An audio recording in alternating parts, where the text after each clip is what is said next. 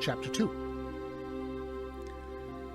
The first sign was a darkening of the sky, far to the east, high up, not where you would expect a sandstorm.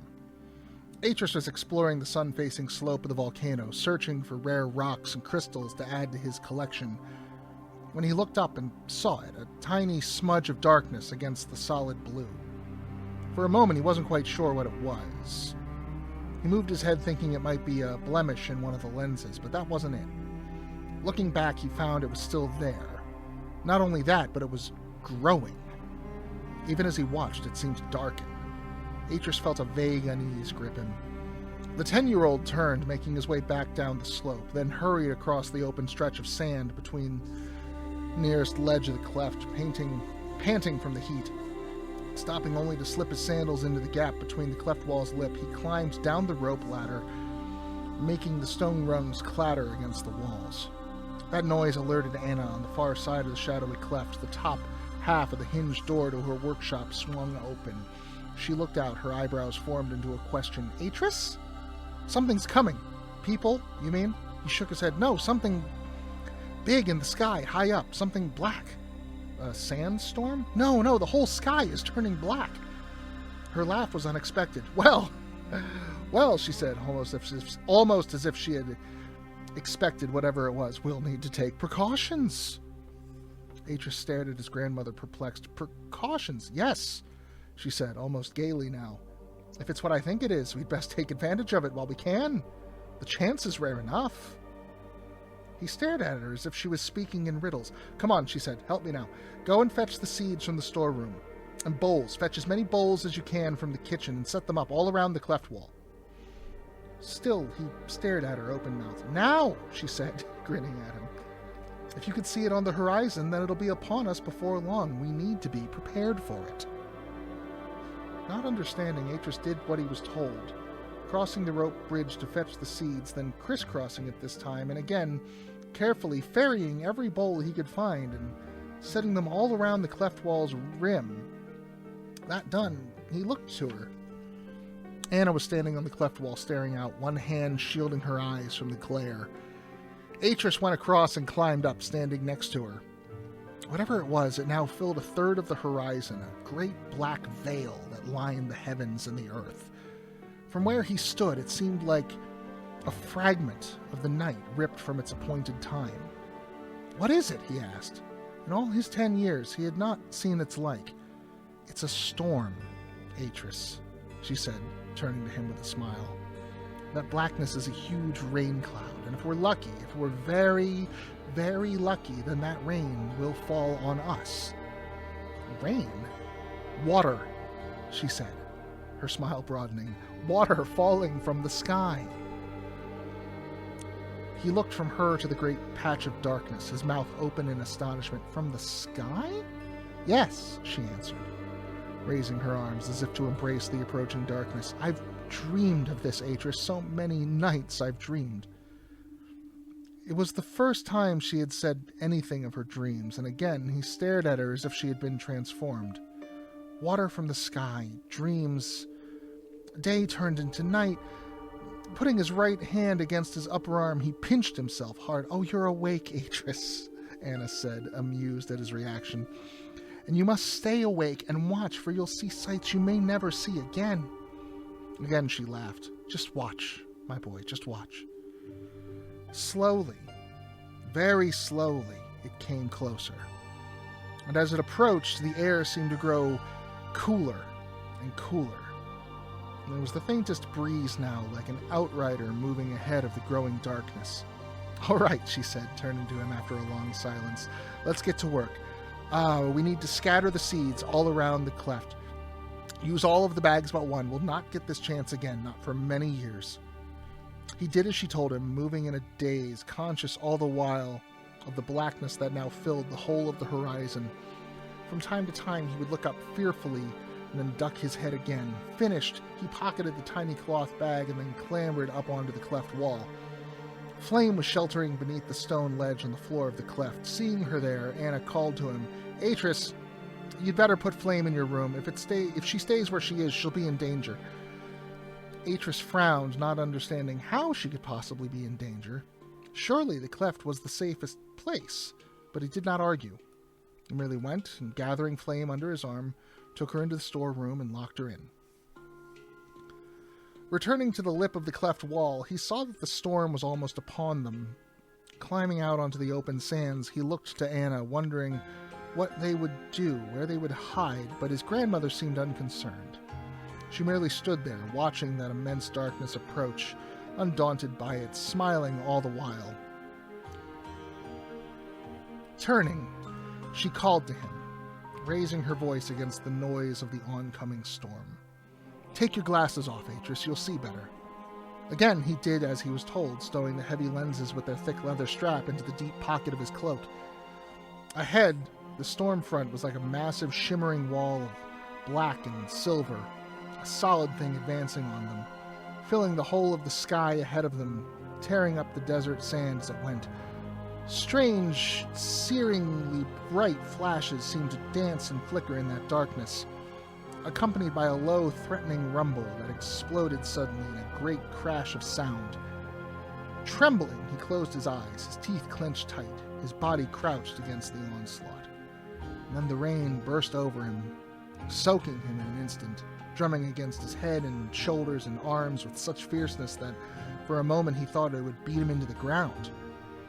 He gasped with shock and then staggered around, surprised to hear over the rain's thundering Anna's laughter.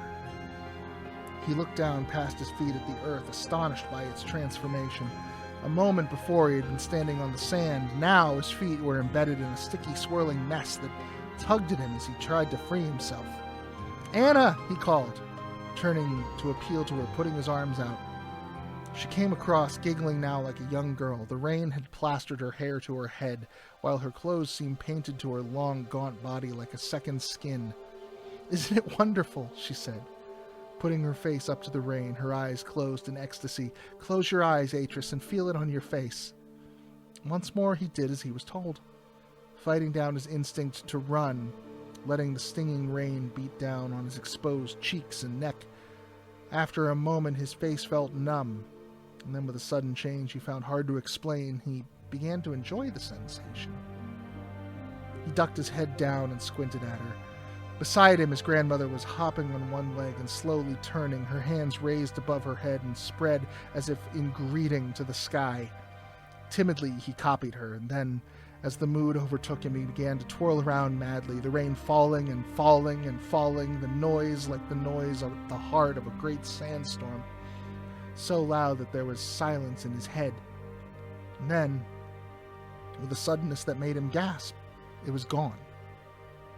He turned, blinking in time to see it drift across the cleft and climb the volcano wall, like a solid curtain of falling water that left the desert floor dark and flat behind it. Atrus looked about him, seeing how every pot was filled to the brim, a score of trembling mirrors reflecting back to the sudden startling blue of the sky. He made to speak, to say something to Anna, and then turned back, startled by the sudden hissing noise that rose from the volcano's mouth. As he watched, great billows of steam rose up out of the caldera, as if a dormant giant had returned to life. "It's all right," Anna said, coming over and placing her hand on his shoulder. It's only where the rain has seeped down into the deep vents." Atrus burrowed into his grandmother's side, yet he was no longer afraid. Now that it had passed, now that he had survived it, he felt elated, exhilarated. "Well," she asked quietly, "what did you think?" "Where did it come from?" he asked, watching, fascinated as that massive dark wall receded slowly into the distance. "From the great ocean," she answered. "It travels hundreds of miles to get here." He nodded, but his mind was back, watching that great silver-black curtain rush toward him once again and swallow him up, feeling it drum against his flesh like 1,000 blunt needles. Atrus glanced up at his grandmother and laughed. "Why, you're steaming, grandmother." She grinned and poked him gently. "And so are you, Atrus. Come, let's go inside before the sun dries us out again." He nodded and began to climb the cleft wall, meaning to go in free flame from the storeroom. Yet, as he popped his head over the rim, he stopped, dead, mouth falling open in a tiny O of surprise. Below him, the cleft was a giant blue-black mirror, the shadow of the steep walls dividing it in half like a jagged shield. Coming alongside him, Atrus crouched, smiling, and looked at her face. "Would you like to learn how to swim, little sandworm?"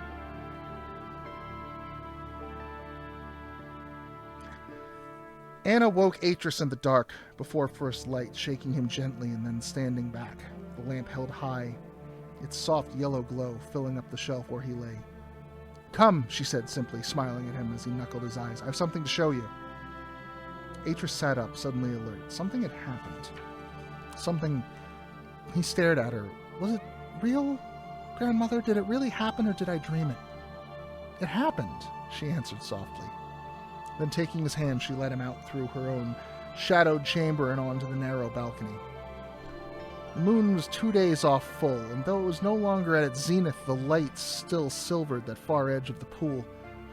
Atrus stood there, breathing shallowly, transfixed by the sight, staring down into that perfect ebon mirror of the pool, not the pool he had known from infancy, but a bigger, more astonishing pool. A pool that filled the cleft from edge to edge. Staring into it, he let a sigh escape him. "The stars." Anna smiled and leaned past him, pointing out at the shape of the hunter on the water.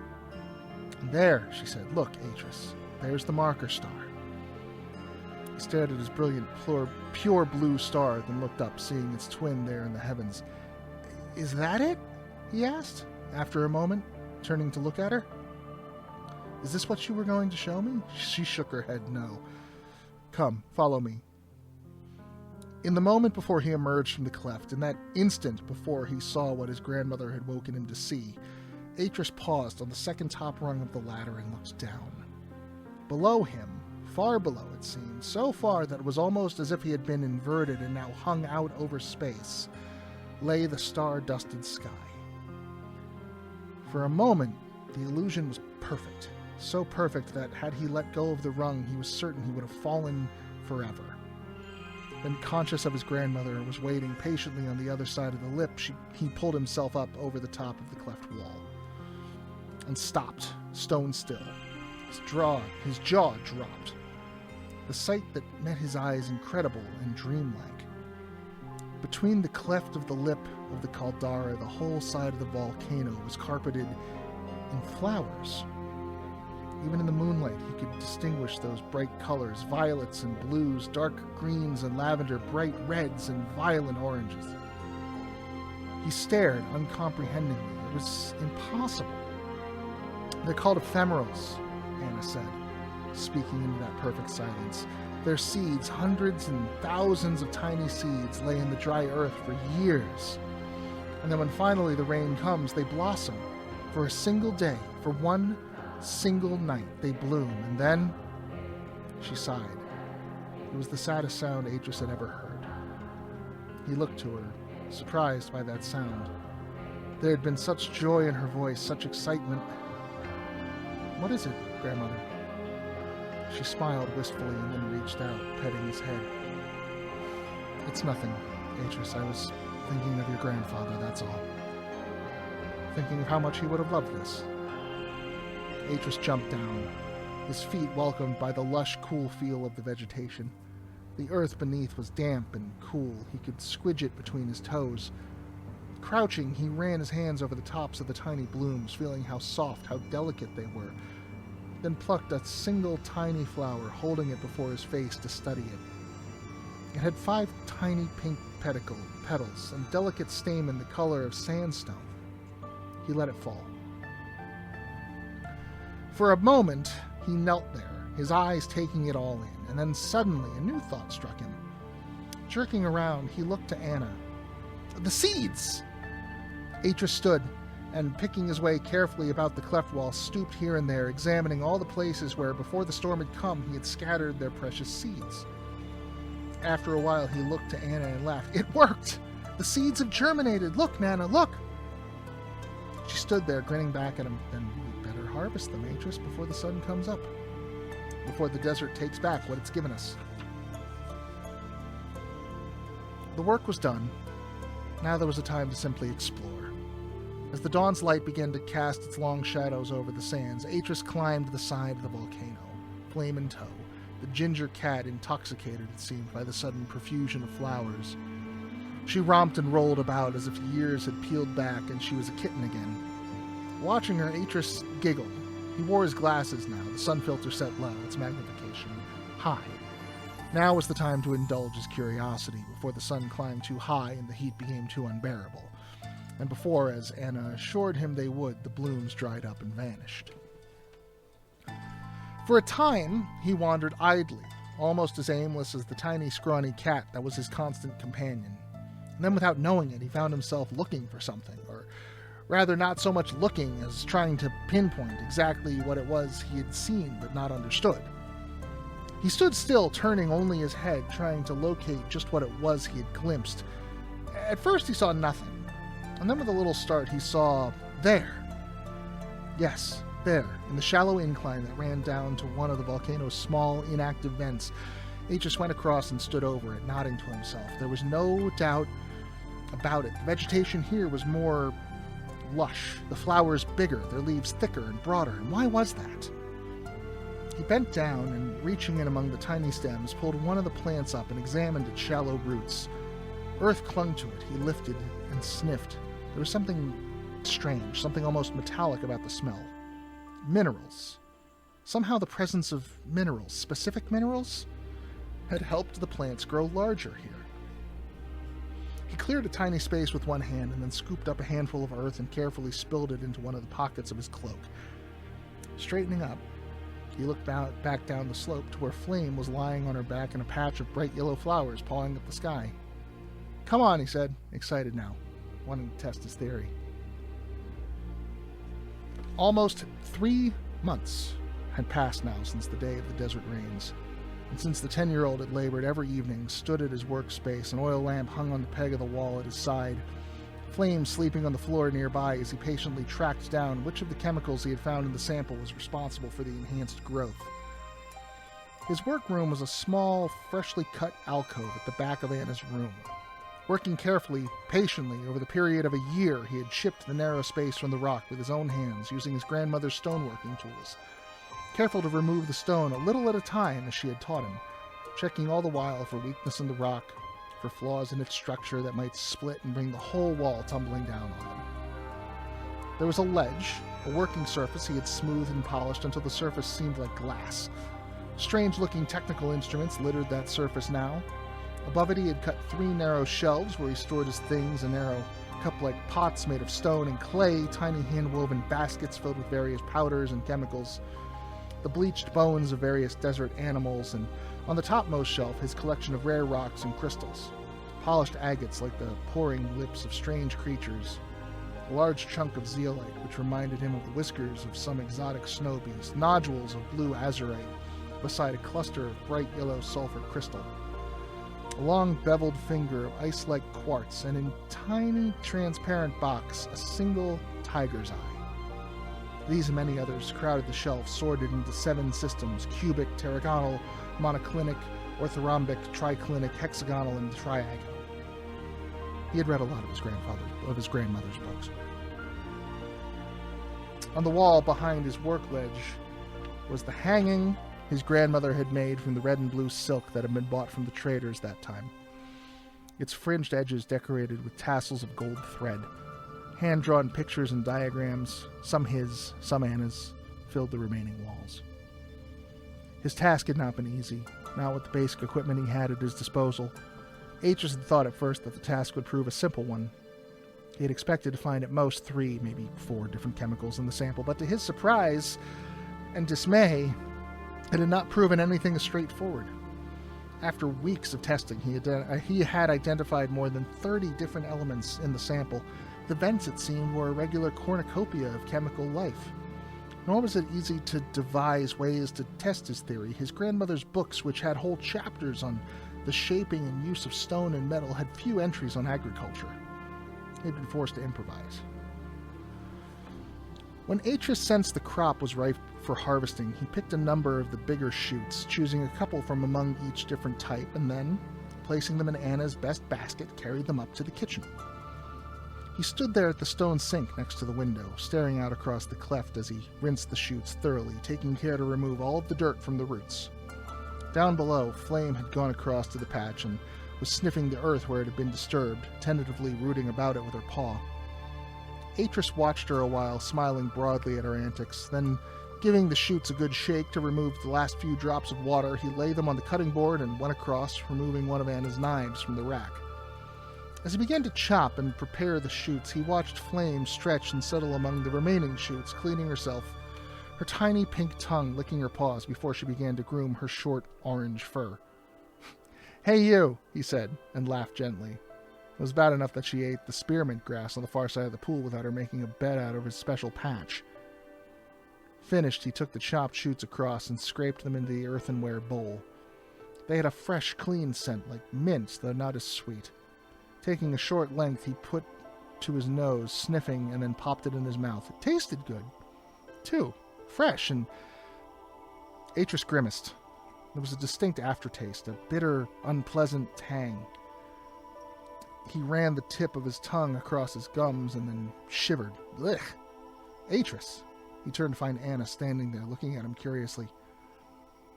"What is it?" "Nothing," he said, picking up the bowl and taking it across to the sink again. Maybe he hadn't washed them thoroughly enough. The last thing he wanted was for them to taste bad. He felt Anna's fingers brush his back softly as she made his way past him to the scullery, and then felt the breath of his neck as she leaned over him. "They look good," she commented, smiling, as she turned to look at her. "Shall I cook some rice to go with them?" He shook his head. "No, I'll do it, and I'll make a special sauce." She nodded then, and then, pressing his arms gently, moved past him and out onto the steps. Atrus watched her go and then turned back, looking out across the cleft once more. Flame had settled now, curling up into a tiny orange ball amidst the bright green shoots. He smiled, then pouring fresh water from his pitcher by his side, set to rinsing the shoots through once again. Atrus was repairing the stonework at the far end of the cleft wall when the pains started. At first he thought it was just a cramp. Stretching his left arm to ease the muscles down the side made to carry on, yet as he reached up to take the trowel, the shooting pain went right through him, made him double up. "Atrus?" Anna was at his side in an instant. "Atrus, what is it? What's the matter?" He made to tell her, but the next one took his breath. He knelt, wincing with the pain. It was like being stabbed. "Atrus!" He looked up at her, his vision glazed momentarily. Then, unable to help himself, he began to throw up. After a while, he lifted his head, feeling drained, exhausted, his brow beaded with sweat.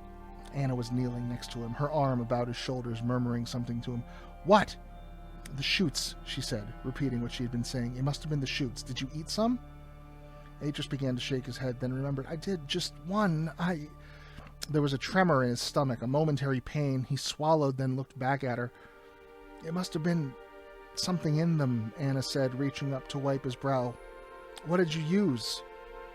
Use? His thoughts were in disarray. He felt lightheaded and disoriented. "I didn't..." And then it came to him suddenly, the chemicals. It must have been something in the chemicals, and then he remembered the aftertaste, the bitterness. Not strong, but unpleasant enough to alert him. He groaned. "I've let you down." "No," Anna said, pained by his words. "You can't get it right every time. If you did..." He looked at her, angry, not with her, but with himself. "I could have killed you. Killed us both." Anna winced and made to shake her head to deny him, but he was staring at her now, defying her to say no. "No, Atrus," she said finally. "You haven't let me down. You'll learn from this." But Atrus seemed unconvinced. "I nearly killed us," he repeated, shaking his head. She reached out and held him to her, hugging him until he grew still, relaxed, and then, helping him get up, she took him over to the pool and, kneeling beside him, scooped up water in her hands and washed his face and neck. "There," she said, finally smiling at him. "That's better." Slowly, wearily, he got to his feet. "I guess I'd better dig it all up." He turned, staring. "Flame!" Anna stepped past him and then crouched beside the tiny orange bundle. For a moment, she was still, her ear pressed against its side, and then, with a slowness that confirmed what Atrus had most feared, she straightened up. I'm sorry, she said. Atrus stepped across and knelt beside her. For a moment, he was very still, looking down at the tiny animal, and then, carefully, as if it only slept, he picked it up, and cuddling it beside him, took it across to where the tiny patch of blue flowers bordered the cleft side. Anna turned, watching him, seeing how dignified he was at that moment, how grown up, how he'd kept it all he was feeling. And she knew, unmistakably, that in that instant he had shed something of his childishness and taken a further step out into the adult world, out away from her.